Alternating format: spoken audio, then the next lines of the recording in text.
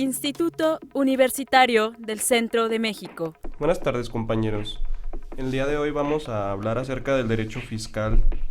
Esta rama del derecho es un conjunto de normas jurídicas enfocadas al fisco que regulan la determinación y recaudación, administración por parte del Estado y los ingresos tributarios, también por impuestos o tributos que fueron legislados de acuerdos o de alguna norma constitucional. Los impuestos, contribuciones o ingresos tributarios en el vínculo jurídico del cual el Estado actúa como sujeto activo, exige a un particular denominado sujeto pasivo el cumplimiento de sus prestaciones pecuniarias, especialmente en especie. Como vínculo jurídico, se entenderá que los impuestos tienen su aspecto impositivo, ya que fueron legislados en un marco de legalidad, es decir, que para la autoridad fiscal puede recaudar sus recursos, es necesario que exista la ley. Como norma jurídica, de lo contrario estaría cometiendo un abuso de autoridad al recaudar algún impuesto. El sujeto activo se entiende como el Estado o su autoridad fiscal, que en este caso la tenemos por la Secretaría de Hacienda y Crédito Público, en su órgano que es el SAT, o el Servicio de Administración Tributaria, que tiene la facultad de imposición, recaudación de los créditos o del deber dar aportaciones económicas a favor del fisco. El sujeto pasivo, por su parte, se entenderá como la obligación de dar, es decir, contribuir mediante aportaciones económicas que deberá realizar los particulares o gobernados.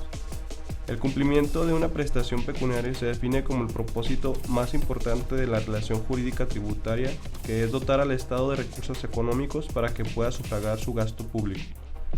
Los impuestos pueden tener fines fiscales o extrafiscales. Se menciona que son fiscales cuando tienen como propósito o objetivo principal cubrir los gastos públicos. Sin embargo, en ocasiones se establecen impuestos que tienen carácter proteccionistas para la economía nacional, es decir, como fines extrafiscales, independientemente de su recaudación, sirva para sufragar los gastos públicos.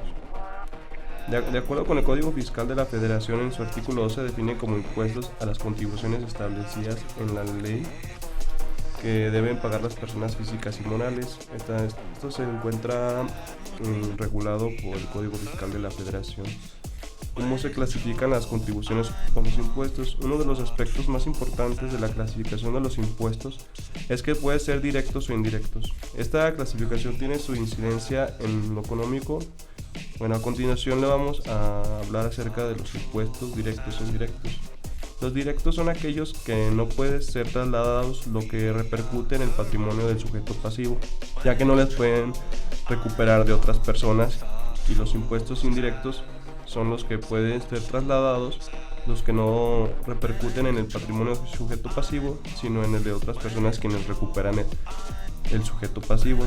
En este sentido, con respecto a los impuestos directos, está el ISR, es decir, el impuesto sobre la renta, que agrava la utilidad fiscal de la empresa, y el impuesto determinado repercute al patrimonio del contribuyente, que es el sujeto pasivo. Con respecto al impuesto indirecto está el IVA, es decir, el impuesto a valor agregado. Este tipo de impuesto por ley contribuye y puede ser trasladado.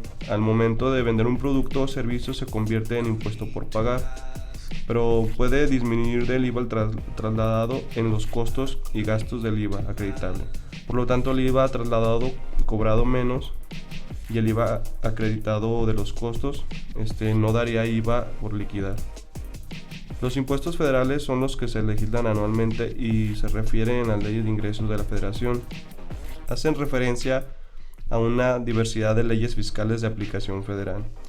Los impuestos estatales, por su parte, se establecen en las leyes hacendarias a niveles locales, y de acuerdo a esto los estados obtienen los ingresos necesarios para su sostenimiento. En algunos casos participan también con los impuestos federales en las leyes de coordinación fiscal. En cuanto a los municipios, son legislados por congresos locales para cada uno de sus municipios en la entidad federativa.